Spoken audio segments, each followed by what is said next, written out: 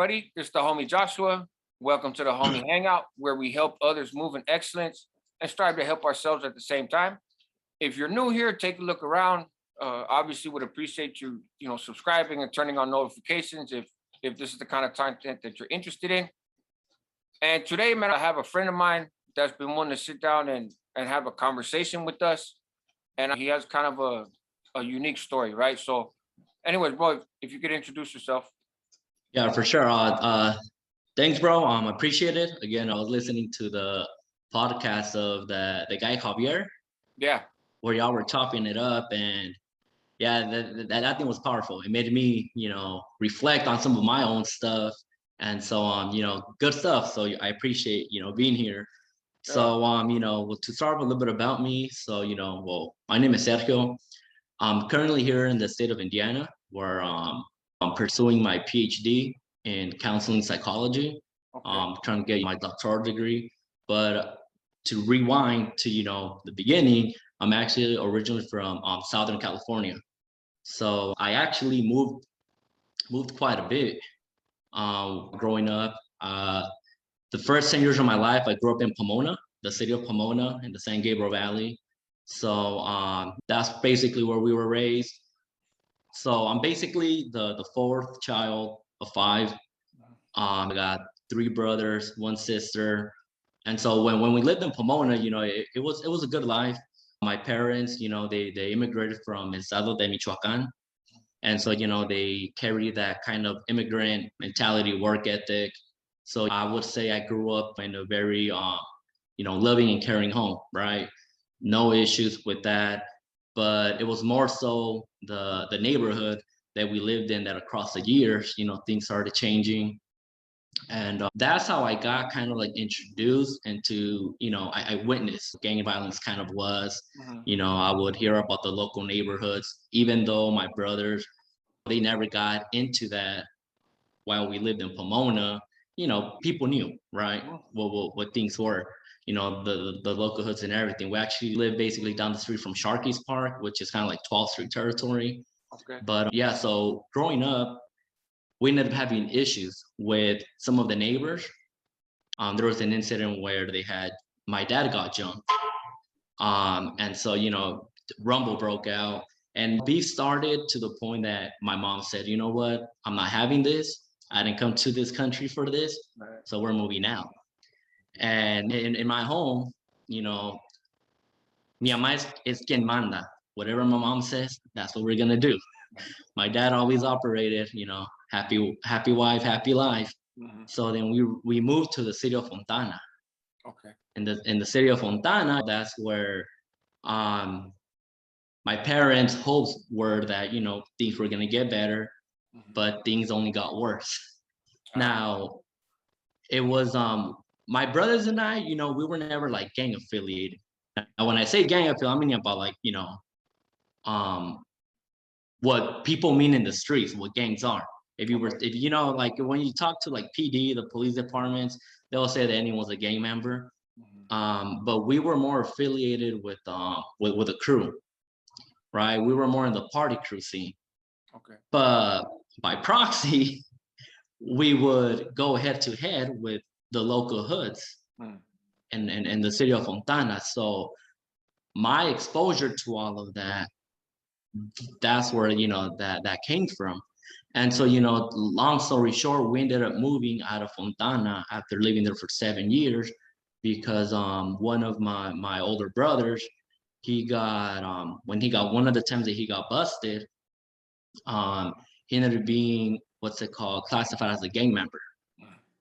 And so when he got classified as a gang member, he got busted a few times. So to provide kind of a timeline, the first time that he got busted was for a shooting that he did at my high school, which led me to get expelled.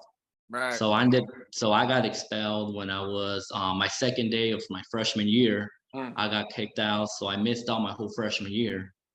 And that was around the time when I started, getting involved with with the whole kind of like street scene. But from there, my brother ended up going to juvie. We got a good lawyer, I think dropped maybe like 15 to 20K on this lawyer, and this lawyer did his job. Okay. He only did a few months in juvenile hall, but then, a few years later, he got busted again for some, drug charges and gun charges. And so that's when he got classified as a gang member. So in San Bernardino County, you got Smash, which is a gang unit. These dudes would constantly harass our family. Right. And so, they would always roll to the house. Our house got raided maybe like twice, 3 times. And so it got to the point where my mom said, again, you know what, fuck this, we're out. Right. The third time that he got busted and he got sent upstate was because an incident had happened where they were looking for me and they were looking for some of my homies, but I wasn't at home. But since, again, he was on probation, they had him on gang file. Smash was able to go there without a warrant, right? So they started asking questions. They're saying, where's your little brother? What do you know about this incident that happened a week ago? And he's all like, I don't know what you're talking about. I've been home with a broken leg for the past 2 months. And so he basically got threatened. They told him, well, we see you have a 12-gauge shotty up there on the wall, which is a violation of your, probation. So if you don't tell us what happens, we're going to take you in. So then he's all like, well, fuck it, do what you got to do. So then they took him in and they got him, I think, for over a year on that violation charge. And so after that incident, that's when we moved from, Fontana to Riverside County, specifically Moreno Valley. And then from Moreno Valley to the city of Paris. And so, around that time, that's already, I was already 18. I started going to community college. What's it called? But I share those pieces because, the interactions, the experiences that I, that I had, living in Fontana and just seeing, the dynamics living in Pomona, a lot of that kind of influenced the work that I do now. So the work that I do now is basically, I focus, well, let me take a step back. So when I went to community college, I did 4 years at community college. I wasn't sure what I wanted to do. Once I found out what I wanted to do, well, I had an idea what I wanted to do. I transferred to Cal Poly Pomona. In Cal Poly Pomona, I was majoring in psychology. I wasn't sure what I wanted to do in psychology, but it was my first quarter, because they went by the quarter system. It was my first quarter, and I had some people tell me about what's it called? A program called the Mcnair Scholars Program. Yeah. Right. Yeah. Where they told me, you're able to do research. I didn't know what the hell research meant, but they said you could do research, you get paid, and they'll help you go to graduate school. They'll talk about what it means to get a master's and a PhD. To me, all of that, I didn't know what the hell that meant. But when I was in community college, a mentor of mine told me, do research. If you want to be successful, do research. That's all she said. So I'm going to give research a try. Well, while all of that was happening, that I was exploring on getting to the Mcnair Scholars Program, an incident happened which shaped my trajectory and the work that I do. So in November, I believe it was November 22nd or 23rd, it wasn't actually, the anniversary is coming up, of 2015, one of my close homies got smoked. He got smoked. I was in San Diego with my brother watching. I remember this night. We were in San Diego watching the Canelo versus Miguel Cotto fight. And we were at the bars downtown San Diego. Yeah, so that night, we got a call that, the homie got smoked. He got hit 5 times and he didn't make it. So, a few weeks passed by, and so I'm in school, right? Just fucking reflecting on what just happened, trying to process it on my own. And I started thinking of all of my homies, of how, I guess I didn't understand, or I wanted to understand, why was it that, my circle from high school, how is it that, some of us continued to engage in that lifestyle while some of, you know, our other homies, you know, we were taking different routes where, you know, not to say that, you know, they weren't active no more or nothing like that, but the type of active was different. You know, they weren't out there, you know, hitting up the streets or nothing like that. It's more, you know, if it finds me, cool. Right. If it doesn't, you know, I'm gonna stay away from it. And at that point, it was like everybody, you know, I had a homie who moved to Chicago. You know, he started making a career out here. Another homie said, you know, he's gonna go to community college too. And then we have other homies who are still trying to be active in the streets. So one of the questions I started asking myself was like, what assets or positive attributes or strengths do fools who come from this, you know, lifestyle have that they're able to capitalize on that and change their lifestyles around? And at that time, the way that I was framing it was like, what strengths do, you know, fools from hoods have, and how do they use that to leave that lifestyle? You said And use so, that to leave that lifestyle. what was that? You said, how do they use those strengths to leave that lifestyle? Yeah. Okay. And so that became my project. For the That Mcnair became College. for the Mcnair Scholarship Program. Yeah, that became that research question.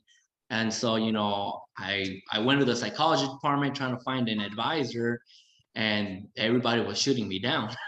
Right. They're like, And we don't. let's pause real quick. So for those who don't know, right?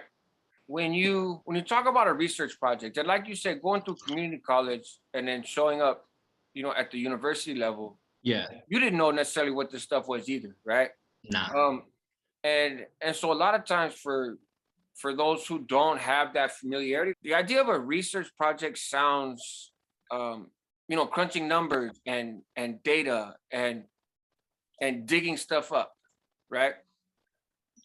So sorry, I didn't mean to Nah, bro. take No, out. no, no. I appreciate that because yeah, because look, when I was told do research, I'm over here thinking the first thing that comes to mind, I gotta have a fucking lab coat.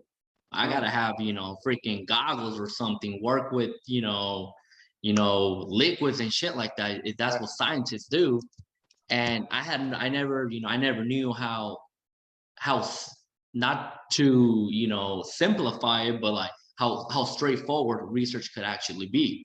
Is basically is what's the problem? Like what problems do we have? The way that I ended up conceptualizing and framing it was, well, what's the problem, right? What's the problem in our community? What has been done to address that problem? And then, you know, from there it's like, okay, well, this has been done, but this hasn't. Or maybe this has been done and but they haven't looked at this. You know, when the way that I was approaching it was, you know, yes, a lot of people talk about gangs. They talk about, you know, how destructive they are. Gay members are very callous and with these antisocial and this and that. But it's like, you know, when I was reading articles to try and identify what has been done, I'm like, yo, this doesn't describe the people that I know. Like the people that I know actually have a lot of positive attributes. I'm thinking about my brother again. You know, one of my brothers, to me he was like one of the downest motherfuckers I've known. And but at the same time, you know, like I would acknowledge it, like, yeah, this mother, he's a hothead.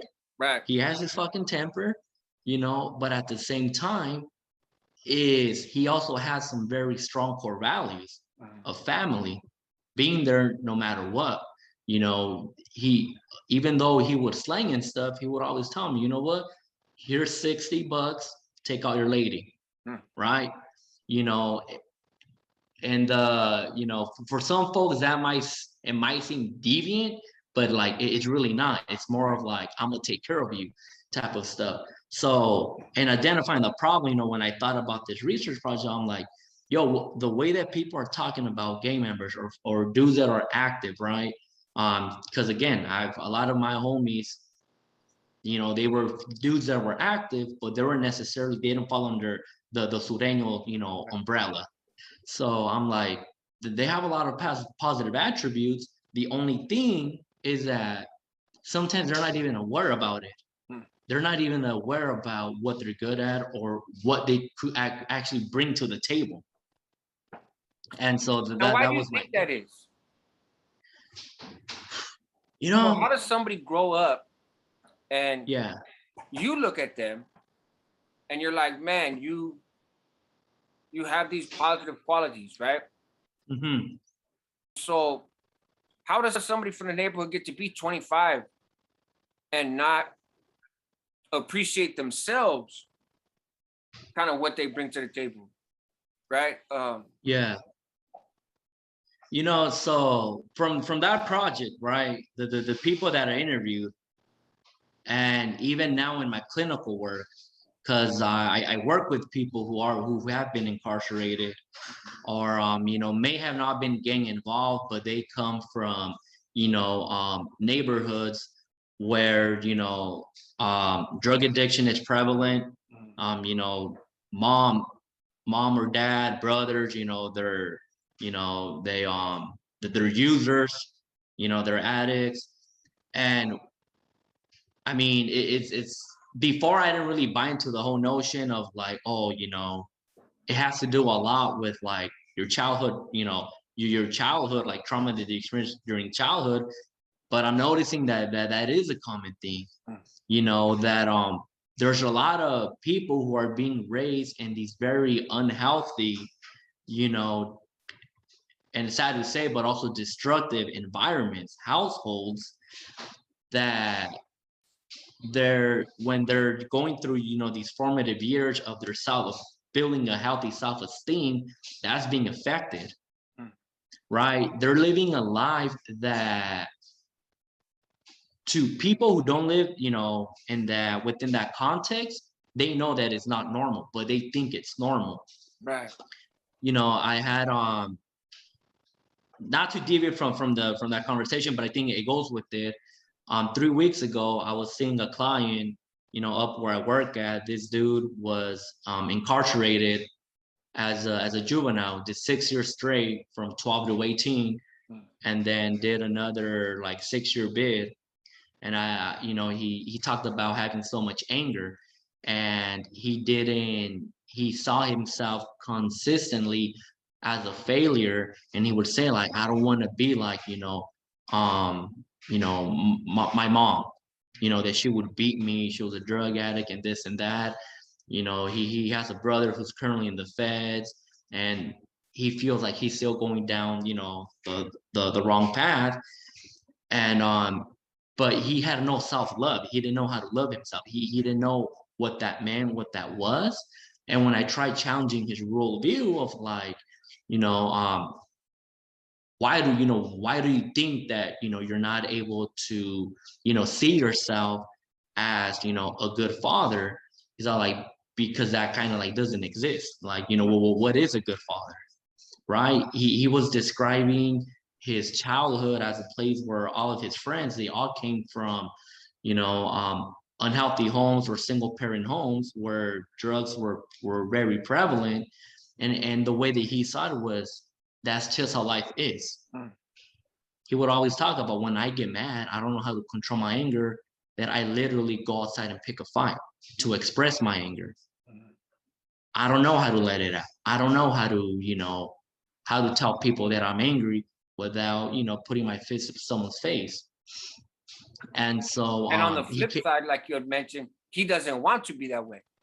Exactly. So it's not coming from a place of pride, right? Because I don't want to be this way, but I can't seem to help it. Yeah. Right? And that was the thing though, that he had his own answer, because he kept on saying, I don't want to be this way. I want to be better for my daughters, because he has 4 daughters. And I told him, all right, so you're saying this is how life is, but you don't really believe that. Because if you believe that that's how life really is, then you wouldn't be here sitting down in front of me, taking time out of, you know, your day to tell me I don't want to be this way. Deep down, you know that what you went through, you should have never gone through, or else you wouldn't be here. And you know, like you could tell that, it kind of like hit him like, fuck, Sure. yeah. Yeah, I mean, maybe he's like, yeah, I should have never have gone through what I went through. And again, I'm not gonna share his whole story, but it No, of was course. like just layers and layers of like, you know, um, emotional and physical trauma. And then, when you think about it, being a 12-year-old, getting locked up, being told you're gonna do life. Yeah. So Yeah. it's like, Yeah. That's, you want to talk about PTSD. That's, it, exactly. that's trauma. And that's gonna inform the way you behave later. Right. And then Mm-hmm. just the experience of being incarcerated. Right. Mm-hmm. I think sometimes when we talk about incarceration, we tend to talk about the time people do, right? And how their time is. And I do the same. And I'm curious your thoughts on this, but I think sometimes we jump ahead to the time, but there's time leading up to the time that can be traumatizing for people. Yeah. And that's one of the missing pieces. It's the process. One of my issues with academia, with people who are up here at these universities, who study, who do all this research and stuff, there's a huge disconnect Hmm. on what that process looks like. All they know is that, oh, it's a traumatizing life event when someone gets incarcerated, right? They just talk about the event itself. Hmm. It's more traumatizing if a person is put in solitary confinement. Again, just the event itself, solitary confinement. Or like you mentioned, the time. It might be more traumatizing if someone is told you're gonna serve 30 to life as opposed to someone who only gets sentenced to a year and a half in county jail. But it's the process that is, traumatizing. And to paint a picture, there was this woman that I interviewed over the summer, and one of the things that she told me, because I'm doing a study interviewing folks who are formerly incarcerated to hear about their experiences in therapy. Hmm. You know, why did you go to therapy, right? What's it called? Like, how did you experience it? What was good about it? What was bad about it? But yeah, so when so I'm doing that study, but one of the women that I interviewed, one of the things that she told me, she said that there's a huge disconnect on that process, because she said her therapist understood that going to prison is traumatizing. What she didn't understood was the process of when you get booked, you got to get stripped down, you got to bend down, cough, they strip you down of all of your clothes in a very dehumanizing way for people who may be survivors of sexual assault. Mm. Yeah. That trauma intensifies, you know, it just multiplies. Right. Right. And then she went ahead and said, to me, having people visit me was very traumatizing because I had to repeat that process every single time. Yeah. She said it got to the point where I didn't want my family to visit me anymore because she had, this person had a history before being incarcerated. While incarcerated, she experienced a custodial sexual assault. Okay. And then having to go through that process twice a week when she would give visitation. So yes, that there's a huge missing piece when it comes down to that process that people over tend to overlook that.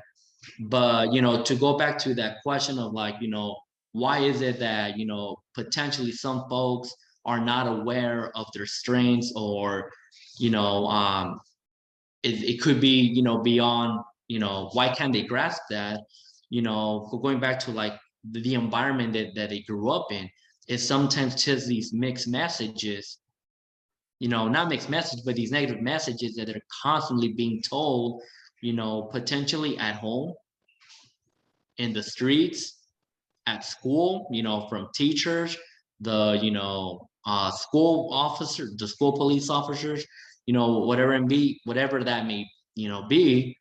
I honestly feel that, there are a lot of folks who have this, a very fragile, low self-esteem. And it's to the point where, a lot of people say that, oh, like, dudes aren't emotional, right? That dudes from the hood, from the street, they're not emotional. Man, I think there are some of the most emotional motherfuckers out there, because all it takes is for you to look at someone and they start tripping on you. So the thing is, is that there's a lot of people, and again, it's not even just in the hood, right? Or people who come from these environments, is that there's just a lot of individuals who don't know how to regulate those, emotions, as human beings, we all have them. We all have emotions. We all deal with experienced feelings, and, whether it's positive or negative feelings, but it's the lack or inability of being able to regulate them, to manage them. But that's where the kind of like the issue lies, and that's one of the things that I commonly see, in the in the work that I do with clients specifically, is not having the skills to be able to do that. Got you.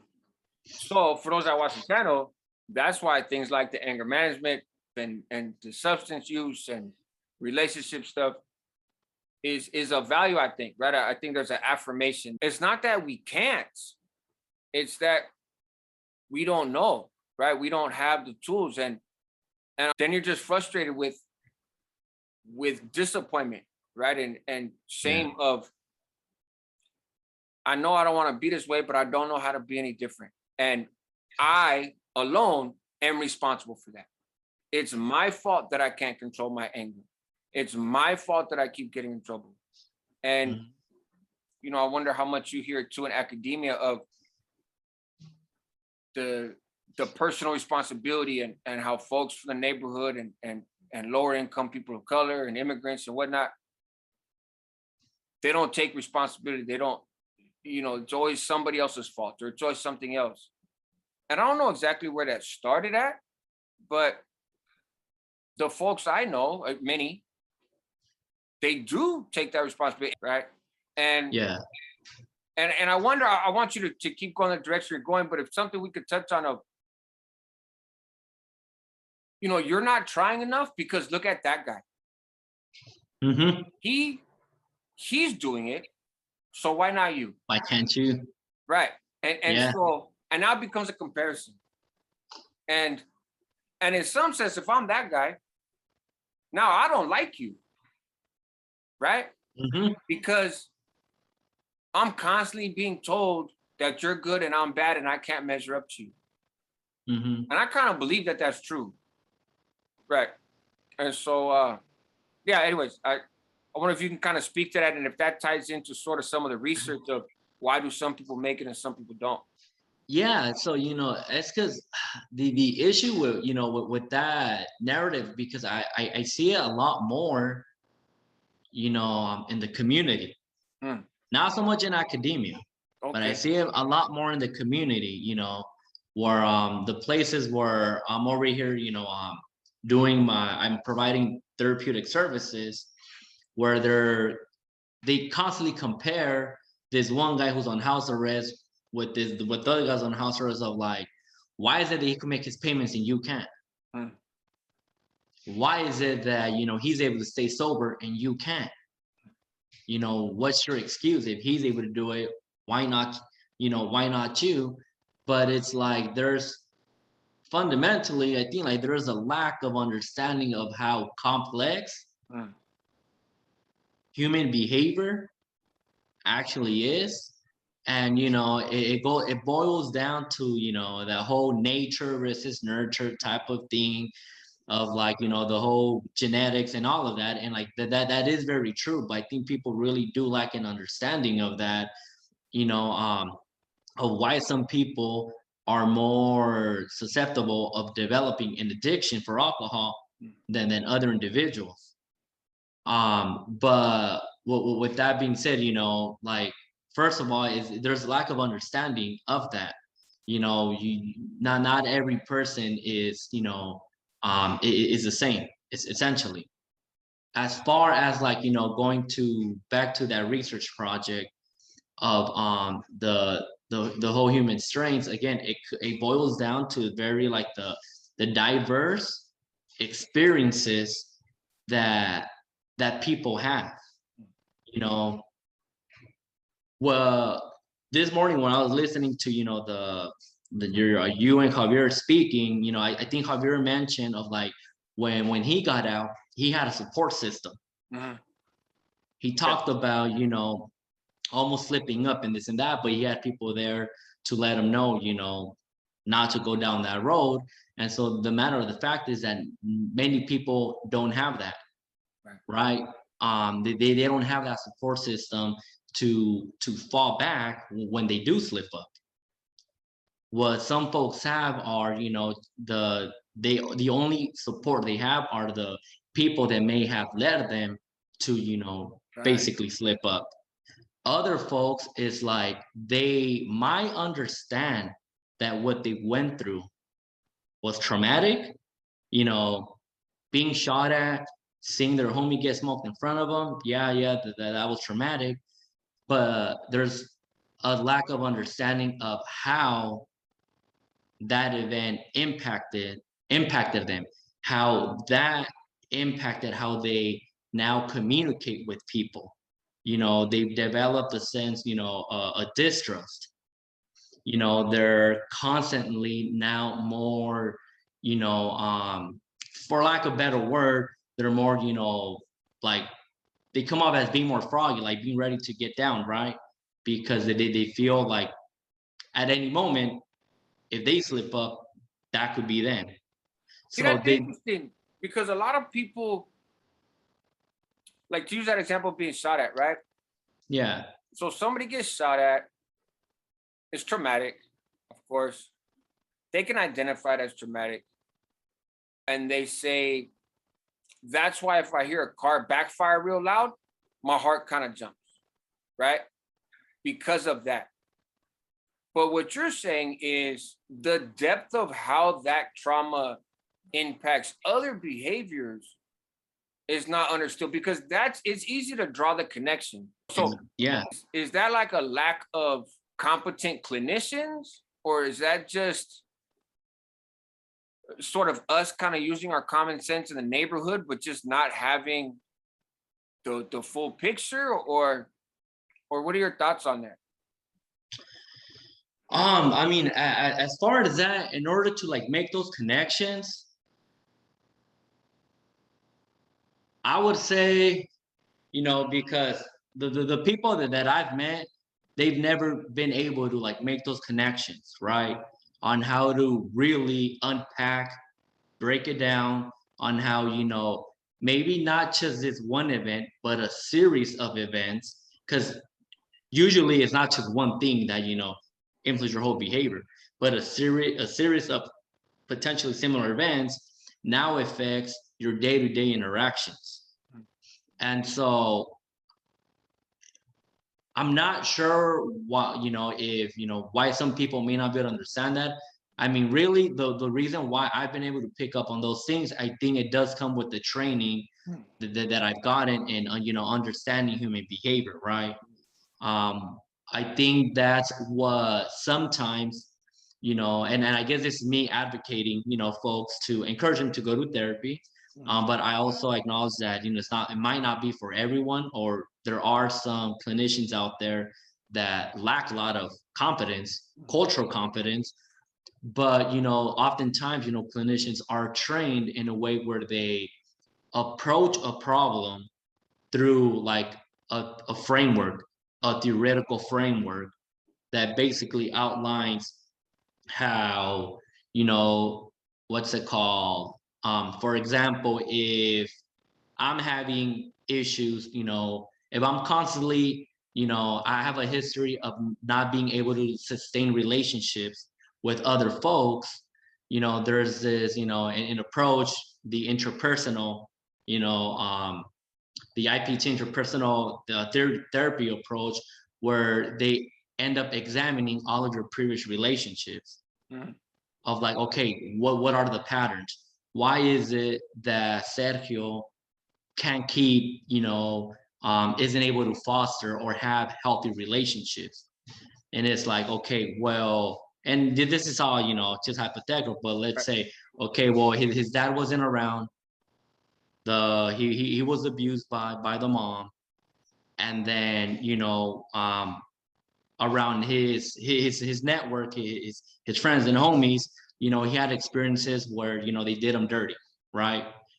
They snitched on them. Or this other dude, there was one day where he robbed them. So he has then developed this interpersonal style of pushing people away. So now he can, it's difficult for him anytime he tries to engage in a relationship and he starts feeling close. It's like, nah, I'm gonna push away because I don't trust you no more. Like, I can't trust you. So many people did me dirty. People that were supposed to take care of me, that were supposed to nurture me, weren't able to do that. So if I can't even trust them, why am I going to trust you? Right. And so then it's kind of those is picking up on those patterns. And so with that, I think that's what it comes with, that type of training, the program that I'm in. That's the reason why I made a decision to get a PhD in this field, because as I look back to like not my childhood, but like my adolescent years, more so. And I think back of, all of my homies, the ones who, are still alive, and the ones that passed away. I think about it and I'm like, there were so many instances where if we had the right role model or that right person to give us a talk, or that person available that we could go check in with and be like, fuck, I'm having a rough day today. I don't know why. And they helped me break it down. There's a lot of things that could have been prevented. Yeah. I look back to, some of the things that, that I've done or that the homies have done, where I'm like, and oftentimes it was just, you acted out of this just emotional response.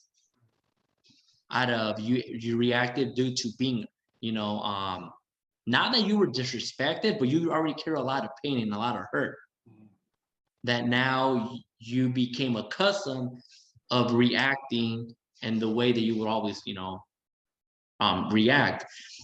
And so while I do think it's beneficial, right, for people, just to open up and talk, amongst the homies, mentors, whatever that may be, I still do believe that could sometimes only go so far if you don't have, and it could be informal training too. Right. But if you don't have, a more specific type of training of being able to break down, that human behavior, to being able to identify how their emotions or lack of emotions or regulating their emotions is leading for them to, behave this way within, their circle. And so yeah, I do think that you need that training, but at the same time, it's like, and this is not to put down no one from my program or any other clinicians, but I feel like what they also lack though is that cultural competence. They lack an understanding of how people, let's say, in the hood, or people that come from, these type of lifestyles. I've seen this type of lifestyle also out here in rural Indiana. Right. They don't understand, they're very disconnected from that lifestyle, that it's easy to just say, well, fuck, they're broken. How can I fix them? And it's not about fixing. It's not about fixing. It's more about capitalizing again on those strengths. How to change their narrative. Because oftentimes as therapists, we're not here to tell people what to do. If people have had a therapist that told them you need to do this, and it's like, nah, you got to switch up. Okay. Because what I tell my clients is, look, I'm here and I'm more like a mirror. I'm gonna reflect back what you're saying. Mm. And I'm gonna reflect it back in a way where you could see all these other alternatives. Also, whatever you're spitting at me, I'm gonna bring back stuff that you've mentioned in the past that is contradicting what you said in the past. Mm. I'm gonna challenge you. And so, but I'm not here. I'm basically gonna tell you what to do through your own words. Mm. Right. And Help and, you and see what uh-huh. help you see what you can do, not tell Yeah, you what to do, but just help you kind of broaden your perspective of your options while lining those up with what you say you want to be, of what you exactly. don't like or what you do. Exactly. So so yeah, being that mirror, you came in saying you didn't like this. Can we get to a place where you can leave here and you have your own roadmap of how to not be the way that you don't want to be Hmm. and how to be more of the way that you do want to be, or see that maybe you already are On better that quote road. unquote than you think you are, right? Like you might be Yeah. further than you realize. But so a lot of these words are used interchangeably, right? A counselor, a therapist, a psychiatrist, a psychologist. Um, and I know there's some difference there. Yeah. So, even the own clinicians are confused sometimes. But the way that I break it down, and it's generally across the board, the role of a psychiatrist has kind of changed throughout the years, Okay. where a psychiatrist could provide psychotherapy. And by psychotherapy, that is basically intensive therapy. They're trained to do that. But nowadays, oftentimes, what they focus on the most, they're the ones who are legally able to prescribe medications. Okay. A psychologist, not all psychologists could provide medication. Hmm. So, but again, psychiatrists have taken largely now on that role of doing those consultations, whether, assessments, more assessments of like whether medication is needed or not. Whereas a psychologist, again, not all psychologists are therapists. Hmm. There Help are me psych, understand that. What do you mean? yeah. So not all psychologists are therapists. So the field of psychology, there are so many branches Mhm. doing assessments. You have your clinical psychologist. Clinical psychologists do provide therapy as well, but they're more heavily on assessments. And they focus a lot more on these um, psychological disorders. So they focus more on doing assessments and identifying treatments or identifying if people have, schizophrenia, social personality disorders. Um, from my understanding, they focus a lot more on you doing those assessments. While assessments are valuable, they can only go so far. And I have my own issues with people who do assessments as well because they're very subjective. Hmm. It comes down on how you interpret the scores. Then you have, counseling psychologists. Not all counseling psychologists practice or are therapists either. I mean, they technically are, but they're not. Because what I'm seeing now is that a lot of people who are getting their PhDs in counseling psychology, they're going directly to academia to Hmm. work at college university to be professors. Okay. And that's problematic because now we're being trained by individuals who only gave therapy when they were in school. And so that was one of my disappointments that, again, man, and it's okay to criticize. And I've criticized my program of like, none of y'all have seen clients since you were in graduate school. And, they only operate based off what the research says. And, that's also problematic. So therapists, again, you could be a psychologist, but you could also be, if you go down the road of a social worker, Okay. Yeah. if you go down the road of a marriage, family, and therapist. So therapist is a very broad term where you could get different types of training and still provide therapy. Okay. And then a counselor is someone who just, a counselor doesn't always necessarily go deep down and process, you know, some of these trauma or issues that people may have. A counselor is more like just counseling, you know, conversations, or, you know, they do different types of counseling, like academic counseling, right? That's So hopefully that kind of explained it. Yeah. No, that was helpful. I appreciate that. And maybe we can do another sit down, another spiel. Maybe even bring in Javier and kind of the three of us sit down and talk. You know, if you're down, man, I think that would be a great follow-up conversation. But so in wrapping this up, what's your end goal? Are you looking to become a practitioner in the neighborhood? Are you looking to change how academia works? I mean, in a perfect world for you, where does this go? So my goal, the perfect goal. So, you know, I'm in a relationship, and along being in a serious relationship, my partner, she currently took the LSAT to go to law school. Okay. Our ideal and the perfect world is after we're done, she goes to law school, gets her degree.